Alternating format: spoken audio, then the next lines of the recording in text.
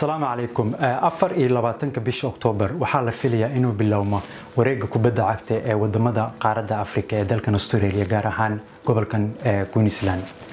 Koobkani waxaa sanad waliba isku soo dabarido hay'adda loo yaqaan Queensland African Communities Council oo ah hay'ad ay ku mideysan yihiin dhammaan jaaliyadaha ka soo jeeda qaaradda Afrika ee ku sugan gobolkan Queensland.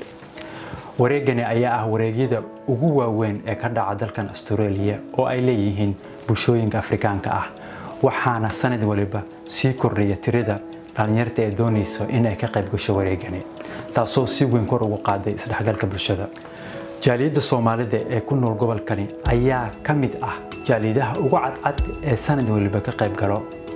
waxaana hadda socdo diyaar garowgii ugu dambeeyay ee dhalinyarada Soomaalida ka hor inta uusan bilaaban wareegga la filayo in ay ka soo qayb galaan dhammaan wadamada Afrikaanka ah.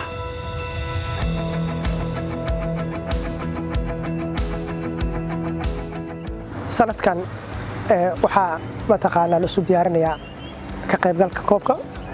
da'yartaan haysano waa da'yaran ku kalsoonahay istiyaarisay muddo bilooyin ka hor soo wada traininka ka qayb galay ciyaaro goosgoos ah oo la isku diyaarinaya. training waxaan soo bilownay muddo la eg ilaa iyo 8 bilood 9 bilood around 1 year ku dhidhow dhalinyarta in badan bay trial soo wadeen haddana ma sha Allah waxaan u diyaar garoobahaynaa stage-ka ugu dambeeyay. marka ugu horeyso waxa qof walba ay u furan tahay open trial salda qof walba ay soo show garan kara oo filaya inuu ma aragtay leeyahay hibada mase wax walba qaadanayso inuu ku matala qarankiisa. sanadkani waxaa soo diiwaan gelisay 82 dhalinyaro Soomaali ah tartamo badan oo loo qabtay kadib waxaa laga soo xulay dhalinyaro gaarayso 25 oo la doonayo in ay koobkan ku matalaan qaranka Soomaaliya. waxaan ku kalsoonahay xirfadooda waxaan ku kalsoonahay macallimiinta wada sanadkan waxaan ka rajaynayaa in sanadkan ay sumcadda Soomaaliyeed ee guud ahaan ay meel wanaagsan geeni doonaan.